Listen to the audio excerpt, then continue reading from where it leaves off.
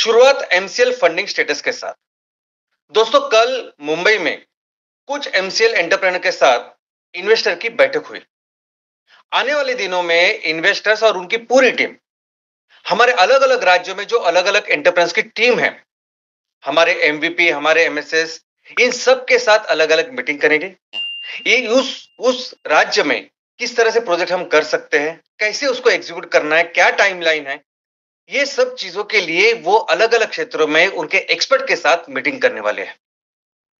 दोस्तों, ये बहुत जरूरी है कि हम इस फंडिंग के साथ-साथ एक व्यवस्था का भी निर्माण करें।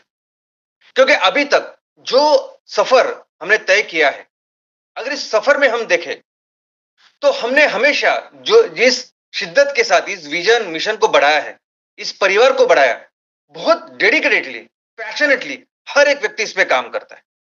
जो फाउंडर से लेके जो आज क्षेत्र में काम कर रहा है, गांव में काम कर रहा है, हर कोई इस विजन और मिशन के साथ बहुत दिल लगा के काम कर रहा है। लेकिन कहीं ना कहीं जिस प्रगति से, जिस गति से ये विकास होना चाहिए तो वो हुआ नहीं। उसका प्रमुख कारण है कि ये सब काम करने के लिए जो व्यवस्था चाहिए, वो व्यवस्था का कहीं ना कहीं हमें निर्माण करना होगा। दूसरी एक चीज है कि हमने हमेशा ऐसा सोचा कि हर कोई जो चीज है वो पढ़ के, वो करके सीखते हैं, लर्निंग बाय डूइंग। लेकिन बहुत बार ये करने में हमें हमारा वक्त भी बहुत लगता है और दूसरा पैसे भी ज्यादा हो सकते हैं। तो भी एक तो बात है कि हर कोई भी चीज हम करें तो उसमें होंगे प्रोफेशनल्स, उसमें होने चाहिए एक्सपर्ट्स कि जो उस चीज को सही तरह से एग्जीक्यूट करें। तो जब अब हम इस फंडिंग पार्टनर के साथ हम आगे बढ़ रहे हैं, तो दोस्तों ये जो फंडिंग इंस्टीट्यूशन है, ये जो फंडिंग पार्टनर है, वो बेसिकली फंडिंग के साथ, फाइनेंस के साथ उस सब व्यवस्था को भी अपने साथ लेके आ रहे। ये व्यवस्था होना बहुत जरूरी है, ये स्ट्रक्चर होना बहुत जरूरी है।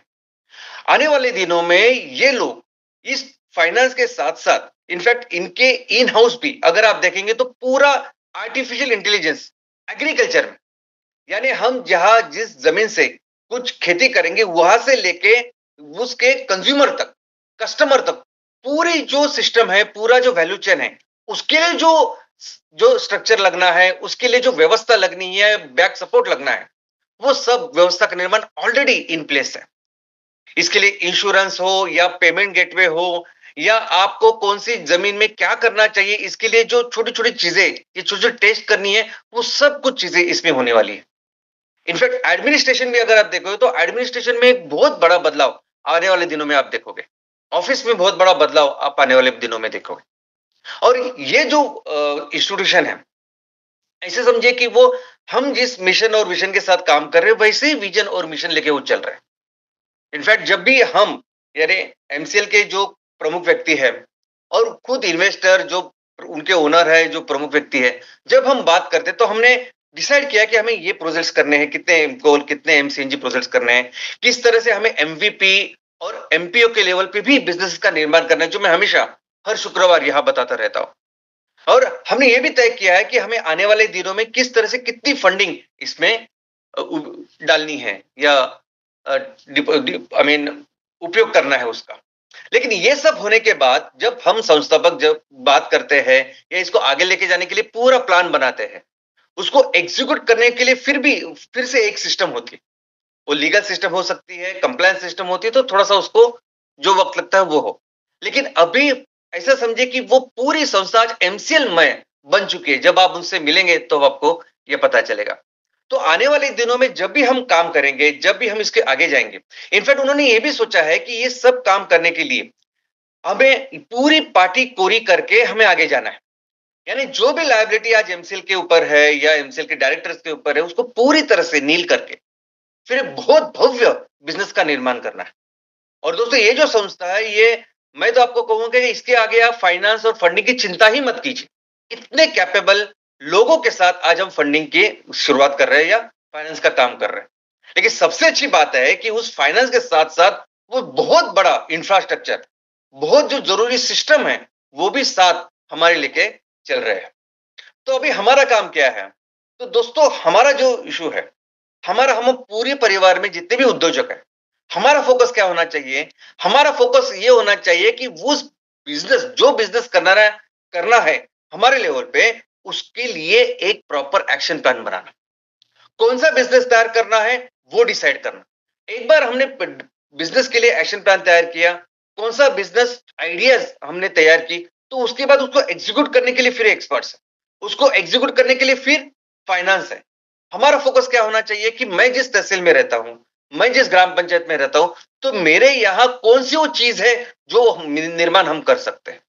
पूरे बिजनेस सेक्टर में वो उस व्यवस्था में कौन से वो गैप है जो हम फील कर सकते हैं, कौन से वो प्रोडक्ट है जो हम अपने लेवल पे तैयार कर सकते हैं, हमारे यहाँ के लोकल बाजार में मार्केट में बेच सकते हैं, बाजू के तहसील में बेच सकते हैं, या शायद नेशनल लेवल पे इंटरनेशनल लेवल पे तैयार कर सकते हैं।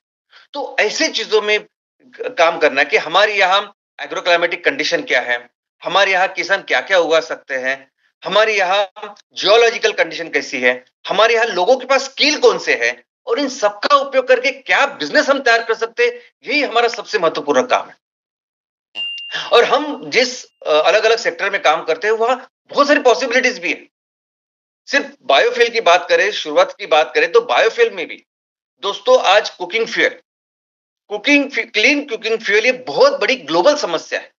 हमारे देश में भी 43% घरेलू या 43% फैमिलीज के पास क्लीन कुकिंग सिस्टम की एक्सेस नहीं है। तो अगर हम ये सोचे कि हमें अपने तहसील में हर जगह पहले तो जहां कुछ भी नहीं है वहां क्लीन कुकिंग सिस्टम पहुंचाना है, और मैक्सिमम जगह पे ये एलपीजी को रिप्लेस करना है, ये काम एक बहुत बड़ा बिजनेस पे कन्वर्ट हो सकता है। उसी के साथ अगर हम ऑर्गेनिक फार्मिंग की बात करें, ऑर्गेनिक फार्मिंग और उसके जो फूड प्रोडक्ट है उसकी बात करें, तो यहाँ भी कितनी सारी पॉसिबिलिटीज है। जहां organic agriculture, organic horticulture, organic animal husbandry से लेके कई सारे प्रोडक्ट उत्पादन हम बना सकते हैं, और जो इस केमिकल फूड को रिप्लेस कर सकते हैं। और सबसे ज्यादा जो पॉसिबिलिटीज है वो तो एमएसपी में है, एमसे सस्टेनेबल प्रोडक्ट्स में है, कि जहां कई सारे सेक्टर्स है, कई सारे प्रोडक्ट्स है, जो प्रोडक्ट्स हम तैयार करके ये पेट्रोकेमिकल से जितने भी प्रोडक्ट आज बन रहे हैं उसको रिप्लेस कर सकते हैं, जो हमारी जरूरतों को भी पूरा करें और इस पर्यावरण का भी ख्याल रखें। तो सबसे जरूरी है ये बिजनेस एक्शन प्लान बनाना। और दोस्तों इसमें भी जो तरीका है हमारा, जो तत्व है हमारा, जो प्रिंसिपल है, उसको भी हमेशा याद रखना है। हमें क्या करना है कि हमें अपने क्षेत्र में जब भी बिजनेस का निर्माण करना है तो इसलिए निर्माण करना है कि ताकि हम हमारे क्षेत्र में इस 5E मिशन को पूरा करें। इस 5E मिशन के जरिए जो भी हमारे 5 अलग अलग जो हमारे ऑब्जेक्टिव्स है, लक्ष्य है, उसको पूरा करें। ऐसा बिजनेस करें हम कि जिसकी वजह से हम पर्यावरण का ख्याल रख सके पूरी तरह से। ऐसा बिजनेस करें हम कि जिसकी वजह से हम लोगों के लिए पूरी तरह से 100% रोजगार का निर्माण कर सके। ऐसा बिजनेस करें हम कि जिसकी वजह से हमारे किसानों के लिए एक अच्छा दाम मिले, हमारी महिलाओं का आत्मसम्मान बढ़े, उनके एक अच्छा रोजगार मिले। ऐसा बिजनेस करें हम कि जिसकी वजह से हमारे क्षेत्र में ज्यादा से ज्यादा आर्थिक विकास हो। और आखिरी ये हमारा है एनर्जी, हमारा क्षेत्र एनर्जी में स्वयं पूर्ण हो। तो बेसिकली इस प्रिंसिपल के साथ, इस तत्वों के साथ हमें बिजनेसेस करने हैं। हम जो भी बिजनेस करें उसके लिए रॉ मटेरियल कंपलसरी हमारे किसानों से आएगा, हमारा किसान वो रॉ मटेरियल बनाएगा। हम जो भी बिजनेस करें वो कंपलसरी हमारे महिलाएं, महिला बचत गट हो या महिला मिलके उस मैन्युफैक्चरिंग में योगदान दे, उनके द्वारा हम करें। और इस बिजनेस को कैसे आगे बढ़ाना है, इसका पूरा व्यवस्थापन और बाकी सब चीजें हमारी युवाएं उसको संभाले। तो इस तत्व के ऊपर हमें ये बिजनेसेस हर जगह पे ये करने हैं, और इसके लिए पूरी बैकग्राउंड की व्यवस्था हम कर रहे हैं। और अभी कितनी सारी पॉसिबिलिटीज है, कितने सारे बिजनेसेस है जो हम कर सकते हैं। वैसे ही एक अपॉर्चुनिटी बहुत अच्छी है और वो है दूध का व्यवसाय। दोस्तों दूध का व्यवसाय बहुत बड़ी अपॉर्चुनिटी है। वैसे देखा जाए तो दूध हमारे कल्चर का हिस्सा बन चुका है। हमारी सबसे प्राचीन संस्कृति हड़प्पा मोहनजोदड़ो में भी ये साबित हुआ है कि उस टाइम में भी दूध का व्यवसाय एक अच्छी तरह से एस्टैब्लिश्ड ऐसा व्यवसाय था। हमारे वेदों में भी दूध था, और ये पूरी तरह से इस पूरे हमारे कालखंड में, इतिहास में हमेशा दूध एक बहुत ही महत्वपूर्ण उसकी भूमिका रही है। इनफैक्ट गाय की बहुत इंपॉर्टेंट ऐसी भूमिका रही है। आज भी देखोगे तो हमारे कई सारे पाककृति में दूध और दूध से बने कई सारे पदार्थ ये अविभाज्य हिस्सा होते हैं।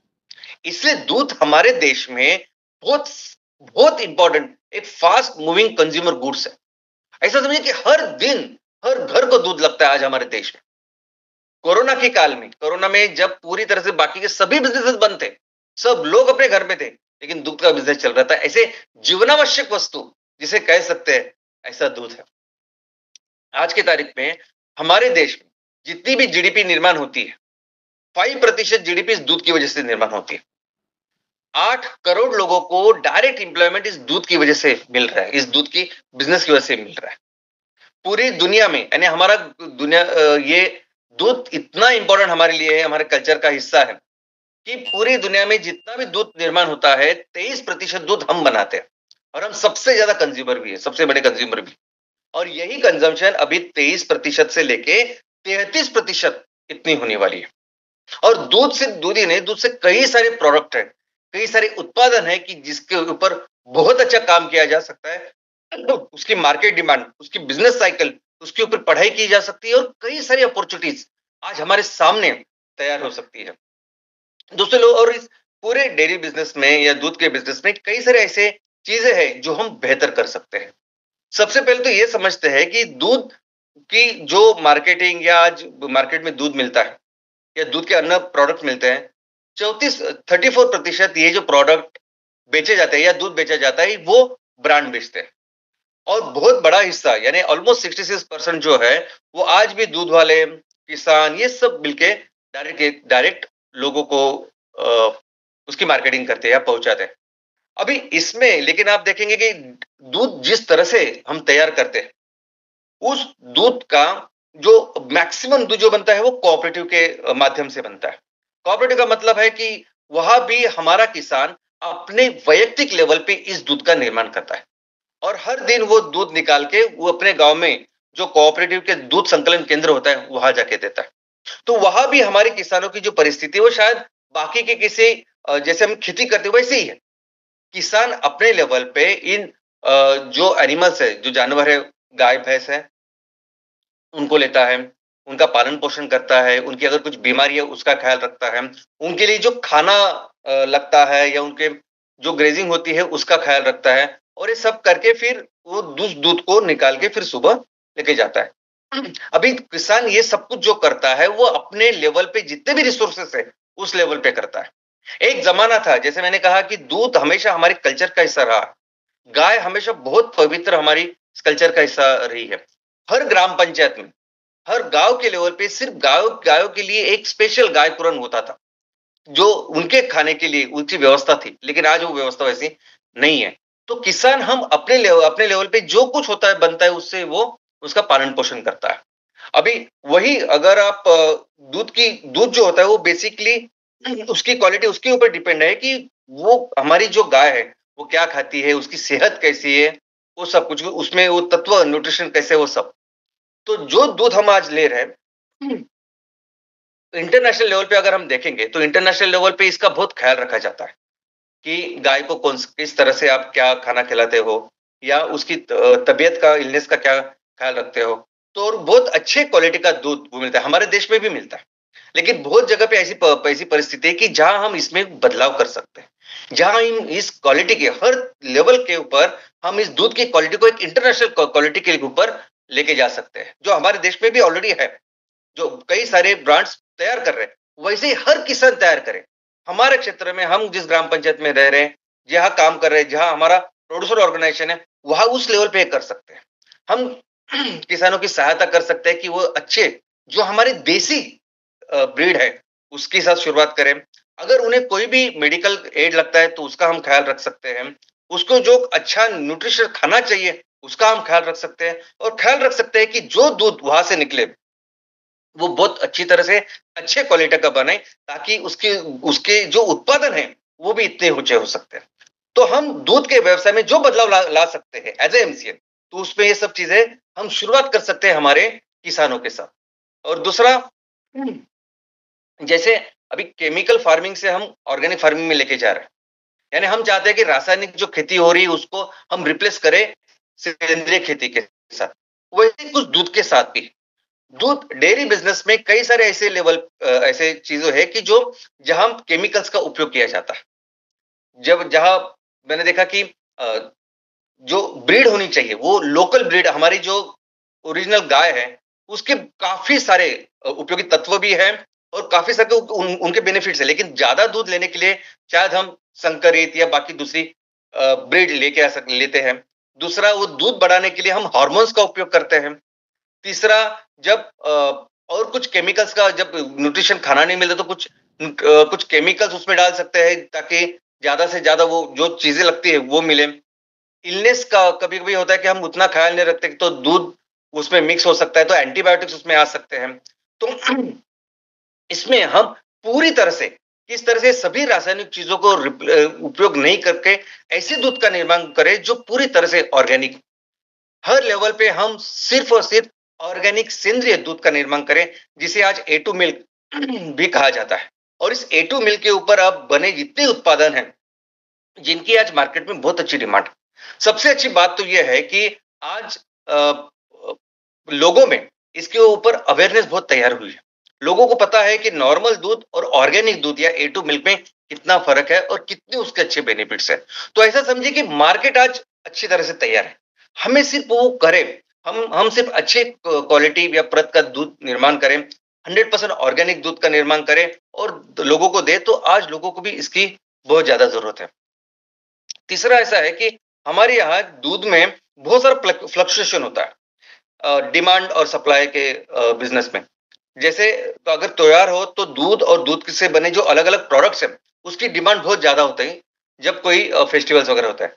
तो बहुत बार ऐसा होता है कि जब किसान दूध तैयार करता है फेस्टिवल के टाइम पे वो जितना डिमांड होता है उतना दूध बनता नहीं है और बाकी के टाइम में जब जो दूध बनता है, वो शायद उसको इतना अच्छा मार्केट नहीं मिलता किसानों के लेवल पे। हम क्या कर सकते हैं? हमारा रोल क्या हो सकता है? प्रोसेसिंग। दूध ऐसी कमोडिटी है कि जो सिर्फ 4 घंटों में अगर उसको हम लोग प्रोसेस नहीं करें या फ्रीज़र में ना डालें, तो वो खराब हो सकता है। तो उस दूध के ऊपर आधारित कई सारे ऐसे प्रोसेसिंग प्लांट्स हैं, जिसकी शुरुआत हम कर सकते हैं। जैसे वैल्यू एडेड प्रोडक्ट्स हम बना सकते हैं। और जब भी दूध की सप्लाई ज़्यादा हो, तो ये सब प्रोसेस किया जा सकता है और ये जो फ्लक्चुएशन होता है, इनफैक्ट बहुत बार ये फेस्टिवल्स में ऐसी जो डिमांड जब ज़्यादा होता है, तब कुछ एंटी सोशल एलिमेंट गलत भी काम करते हैं। तो ये सब चीज़ें हम कंट्रोल कर सकते हैं। दूध को एक अच्छा रेगुलर सस्टेनेबल इनकम किसानों को भी दे सकते हैं और ग्राहकों के लिए भी बहुत अच्छा प्रोडक्ट हम हमेशा साल भर दे सकते हैं। और इसलिए जो प्रोसेसिंग प्लांट चाहिए इसके लिए क्या जरूरत है कि हम हर जगह इस दूध के ऊपर प्रोसेसिंग प्लांट्स तैयार करें ताकि दूध हमेशा प्रोसेस होके एक वैल्यू एडेड प्रोडक्ट में कन्वर्ट हो जाए ताकि वो प्रोडक्ट्स हम साल भर या उसकी शेल्फ लाइफ हम बढ़ाएं। तो ऐसे काम या ऐसे लेवल पे हम एमसीएल काम कर सकती है। आप अपने लेवल पे ऐसे बिजनेस मॉडल की शुरुआत कर सकते हो कि हम यहाँ इस तरह से ऐसे बिजनेस का निर्माण कर सकते हैं। ऐसे दूध में ये सब बिजनेस किया जा सकता है। तो हमारा रोल होगा, शुरुआत होगी ब्राइट ब्रीडिंग से। हमारे लेवल पे कौन सी वो गाय है, कौन सी उसकी प्रत है कि जो लानी चाहिए। मुझे लगता है कि इसका काफी अच्छा नॉलेज हमारे यहाँ लोकल जो एग्रीकल्चर की व्यवस्था है, गवर्नमेंट की सिस्टम है वहां है। सिर्फ हम इसके ऊपर इनिशिएटिव ले एज ए एंटरप्रेनर वहां के, तो हमें काफी सारा अच्छा नॉलेज, गाइडेंस, मार्गदर्शन वहां मिलेगा। तो वहां हमारा अच्छा रोल हो सकता है। हमारा रोल होने वाला है अच्छा एक अच्छी खाद के लिए। इन गायों को या हमारे जो एनिमल्स हैं, उनके लिए एक अच्छी खाद मिले, अच्छी जो उनकी जो चीज़ें उसकी व्यवस्था हो। जो जो गाय जिनकी जो बीमार है या जानवर बीमार है, उनको हम उनका विलगीकरण करें। इन सब लेवल पे एमसीएल काम कर सकती है। और दोस्तों, बात सिर्फ दूध की नहीं है। अगर हम गाय को अच्छी तरह से पढ़े, उसके जो अलग-अलग चीज़ें आती है, उससे जो प्रोडक्ट्स निर्माण किए जा सकते हैं, अगर उसके ऊपर पढ़ाई करें, तो जैसे हम कहते हैं कि एमएसपी, कई सारे ऐसे सस्टेनेबल प्रोडक्ट इससे बनाए जा सकते हैं, जो पेट्रोकेमिकल्स को ना सिर्फ रिप्लेस करेंगे, कई सारे चीज़ें तो ऐसे हैं कि जो औषधि का काम करते हैं। तो दोस्तों, शायद मुझे लगता है कि ये सब प्रोडक्ट्स के लिए और एक सेशन लेना पड़ेगा और आपको बताना पड़ेगा कि कौन-सी पॉसिबिलिटीज़ है बिज़नेस की, जिसका हम उपयोग कर सकते हैं और जिसका बिज़नेस में निर्माण कर सकते हैं। और दूध तो ऐसा है ना कि दूध से लेके आप कई सारे सक्सेस स्टोरीज़ अपने आजू-बाजू भी देखेंगे, हर राज्य में देखेंगे। कोरोना के काल में जब कई सारे लोगों की जॉब चली गई, बिज़नेसेस बंद हुए, ये लोग गाँव में चले गए और उन्होंने दूध की शुरुआत की, तो कई सारी अच्छी सक्सेस स्टोरीज़ आपको दिखाई देगी। कई सारे ऐसे सक्सेस स्टोरीज भी है कि जिन्होंने अपने जॉब छोड़ दिए, जो टेक्निकल थे, इंजीनियर्स थे, ग्रेजुएट्स थे, वो गांव में गए या अपने यही उन्होंने इस दूध की शुरुआत की और अभी एक बहुत अच्छा बिजनेस का निर्माण उन्होंने किया है। अपने लोगों के लिए, आजू-बाजू के लोगों के लिए एम्प्लॉयमेंट का निर्माण उन्होंने किया है। तो ऐसे कई सारी सक्सेस स्टोरीज़ हो सकती है। ऐसी कई सारी पॉसिबिलिटीज़ है। पॉसिबिलिटीज़ भी है और डिमांड भी है। अगर हम इसको अच्छी तरह से पढ़ाई करें तो हमें यही पता चलेगा कि हमारे आजू-बाजू के क्षेत्र में भी दूध, दूध से कई सारे प्रोडक्ट्स या हमारी गाय और गाय के कई सारे प्रोडक्ट्स, इसकी कितनी सारी डिमांड हो सकती है। और वो ऐसे कई सारी चीज़ों को रिप्लेस कर सकती है जो आज पेट्रोकेमिकल्स है, जो कोई फॉरेन की कंपनी आज आके हमें यहाँ बेच रही है। तो ऐसी ही चीज़ों का, ऐसे ही बिज़नेस का निर्माण करना ये आज हमारा फ़ोकस है। बाकी इस बिज़नेस को एग्ज़ीक्यूट करने के लिए फिर क्या इन्वेस्टमेंट चाहिए, इसके क्या एक्सपर्टीज़ चाहिए, कैसे इसको एग्ज़ीक्यूशन करना है, वो प्रोफ़ेशनल्स वहाँ आएँगे, करेंगे, वो होगा। क्योंकि अभी उसकी व्यवस्था हम अच्छी तरह से कर रहे हैं।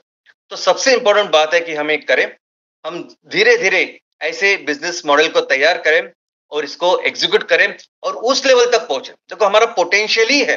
अगर हम छोटे-छोटे इस चीज़ के ऊपर काम करें तो हमारा पोटेंशियल ये है कि हम दुनिया की सबसे बड़ी अर्थव्यवस्था बनाएँगे और बन सकते हैं बहुत जल्दी और फिर से अपने देश को उस स्थान पर लेके जा सकते हैं जहाँ हमारा देश फिर से इस दुनिया का नेतृत्व करे।